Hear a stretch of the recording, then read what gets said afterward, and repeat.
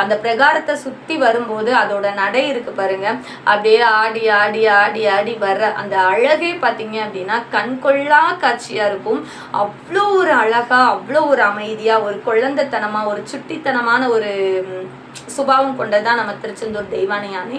15 years relationship, நார்மலாகவே ஒரு சாஃப்டான குணம் கொண்ட நம்ம தெய்வானை இப்படி ஒரு விஷயத்த பண்ணியிருக்கு அப்படின்னா கண்டிப்பாக எரிச்சல் ஊட்டுற மாதிரியான ஏதோ ஒரு விஷயம் அந்த யானைக்கு நடந்திருக்கும் அப்படிங்கிறதுல எந்த சந்தேகமுமே கிடையாது.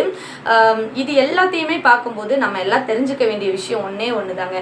என்னதான் நம்ம அதை குழந்தையா பார்த்தாலும், அது நம்ம கிட்ட குழந்தைத்தனமாக நடந்துக்கிட்டாலும் கூட அது ஒரு வனவிலங்கு தான் அப்படிங்கிறது தான் நமக்கு வந்து ஞாபகப்படுத்துது. மிருகங்களுக்குள்ள, வனவிலங்குகளுக்குள்ள இருக்கிற உண்மையான குணம் அப்படிங்கிறது என்னைக்குமே மாறவே மாறாது.